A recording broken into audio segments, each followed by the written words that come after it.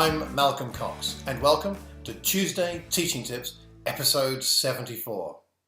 Now today we're talking about, well, actually this is a mini Tuesday teaching tip, a tiny one, because I'm actually on holiday this week, so I'm recording this a week ahead of time and scheduling it for while I'm away, and I'm a bit pressed for time, so it's just a tiny one this week. And again, I must apologize for the lack of optimal video and audio quality. We've got decorating going on, rather where we're doing decorating, or more accurately, for those of you who know me, my wife is doing the decorating and I'm supporting her because she's awesome at that stuff. And nonetheless, there's a lot going on and there's furniture everywhere, so it's a bit crazy. Forgive me. However, I did want to leave you with something following on from last week's episode about questions, how to dig into a passage and find the questions that need answering. So we did some highlighting. Here's the printout of my version of Luke 22 verses 24 to 30 with all the highlighting to try and figure out what are the right questions for this passage. So one of the things I highlighted was the word that.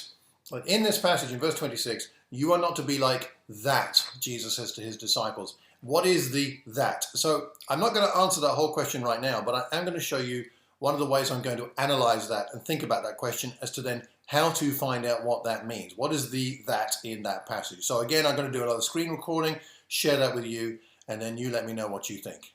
Here we go with my way of trying to work out what the that is. So I use mind maps for this kind of thing. You could write it out on a piece of paper, or you can use a piece of software like I'm using. What am I using? This is MindNode, that's right. So I use this, but it doesn't matter how you do it, but here's what I'm going to do. So I'm going to call this that. That's the word I need to understand. What is the that of verse 26? And I'm looking at the previous phrases to find the key words. So one of the issues here seems to be the kings of the Gentiles. So kings is a key thing. And the thing about those kings is they're kings of the Gentiles. So I think I need to understand what the Gentiles are, who they are, and what the significance of that is. And it's that they lord it over them. So lord, what's negative about that? Seems to be negative. And it's not only lording, it's lording it over them. So just breaking down the phrase into these components. The kings of the Gentiles lording it over them. But it's not only them, is it? It's these other people, the benefactors. So let's come back over here. And this time, let's put this in as well. Benefactors. I spelled that wrong. I apologize. Let's correct it. All right. We've got the benefactors. And what are they doing? It seems that they are exercising and not doing it in the way they should, I suppose. Authority. And again, that phrase, over them. All right, I'm going to move this over here so I can just see it more clearly for my sake. So we've got kings of the Gentiles, lording it over them. We've got benefactors, exercising authority over them. And that may seem very obvious and very simple, but it helps me to visually see all this so that then I can go to the next level. So, Gentiles, what is a Gentile in this context? Of course, it's other nations, really. And so what I'm going to do is I'm going to look up, I'm going to put this here, dictionary, to remind me. I'm going to look up Gentiles in a Bible dictionary and see if I can fully understand the New Testament definition. Lording it over them. I mean, look at the word there. What does that mean? Over them. What's the problem with that? I'm not going to deal with all of it now. This is a tiny tip. Benefactors.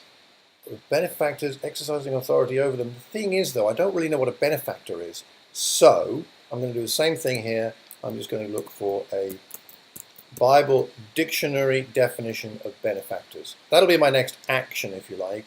So perhaps I'll put that in bold because it's my next action. And over here, I'll also put that in bold. So now I know next what to do. Doesn't answer all my questions, doesn't deal with the whole issue, but getting closer to whatever the that really is. There we go. So that's how I'm analyzing the that and trying to figure out what it means. What do you do? How do you dig in more? Now, if you now know what the questions are in your passage, what's your next stage, the next phase of your work to figure out what that means and then what the relevance is and the application for the people to whom you will be speaking. So could you let me know? Please leave a comment. Leave a comment anywhere you hear or see this recording. If you leave a comment publicly, that's fantastic because then other people can learn from your ideas. And we always learn best when we learn in community. Thanks so much for watching. If you could do me one last favor, pass this on to one other person. Just one more. Send it on to a friend, somebody you think could benefit, so that we can spread the word about how to preach the word better. Thanks so much. And until the next time, I hope you have a terrific Tuesday and a wonderful week. God bless.